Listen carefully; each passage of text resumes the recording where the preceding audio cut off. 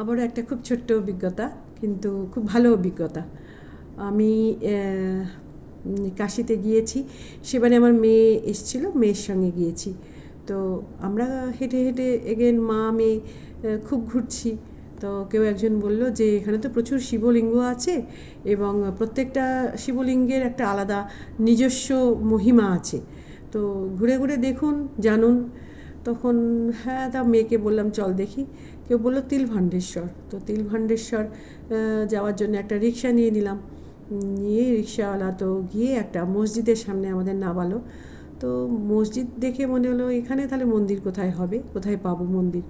তো তখন আমরা কিছু লোককে জিজ্ঞেস করতে বলে থোড়া সা আগে যাইয়ে মিল যায়গি। তো একটু এগিয়ে গিয়ে গিয়ে দেখলাম যে হ্যাঁ, সত্যি একটা শিবের মন্দির আছে, মন্দিরটা বেশ উঁচুতে। তো প্রায় 10-12টা সিঁড়ি ওপরে উঠতে হবে, কিন্তু আরও বেশি। উপরে উঠে দেখলাম যে মহাদেবের মূর্তি বাইরে থেকে, মানে খানিকটা উপরে উঠলেই মহাদেবের মূর্তি দেখা যায়, শিবলিঙ্গ। তো বিশালকায় বিশাল মন্দির, মানে মন্দিরও বিশাল, কিন্তু শিবলিঙ্গ অত বড় শিবলিঙ্গ, অত চওড়া, অত সুন্দর।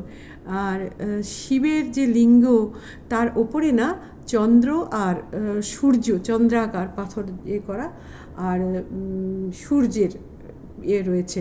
তো ওরা বললো যে এটা ন্যাচারালি তৈরি হয়েছে, কেউ তৈরি করে দিয়ে যায়নি। তো বলছে যে প্রত্যেকটা এতে নাকি তিল তিল করে বাড়ছে সে লিঙ্গটি, মানে হাইটেও যেরকম বেড়েছে, চওড়াতেও সেরকম, মানে শিবলিঙ্গ খুব সুন্দর। কালারটাও খুব, মানে বেশ ভুরা ভুরা গোল্ডেন গোল্ডেন কালারটা, পাথরের ওরকম কালার, খুব ভালো লাগছিল দেখতে। তারপরে ওখানে জলের ব্যবস্থা ছিল, আমরা ট্যাপ থেকে জল নিলাম একটা এতে করে, নিয়ে বাবার মাথায় ঢাললাম। সেখানে বাধা নেই যে তুমি এসছো, তুমি বাবার মাথায় জল ঢালতে পারবে না বা কিছু, এরকম কিছু না। জল ঢাললাম, গায়ে মাথায় হাত বুলালাম, প্রণাম করলাম, সবাই তাই করছে। খুব ভালো লাগলো। তিলভাণ্ডেশ্বর, তিলে তিলে মানে এটা বাড়ছে লিঙ্গটা, মূর্তিটা খুব, মানে তারপরে বেলপাতা ছিল, বেলপাতা তো বাবার পায়ে যেটা ছিল সেটা নিয়েই আবার বাবার মাথায় চড়ালাম, নিয়ে বেলপাতাটা হাতে করে নিয়ে চলে এলাম। আমার মনে হয় ঈশ্বর যেন ডাকে, ওরে আয়, আমি এখানে আছি, আমার দর্শন করে যা।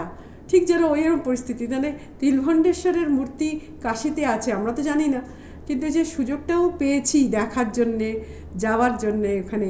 তারপরে ওখান থেকে বেরিয়ে মানে বাবার একটু হাতে করে জল গায়ে মাথায় নিয়ে তো বাড়ি চলে এলাম। কিন্তু কি বলবো, এর অভিজ্ঞতা আলাদা।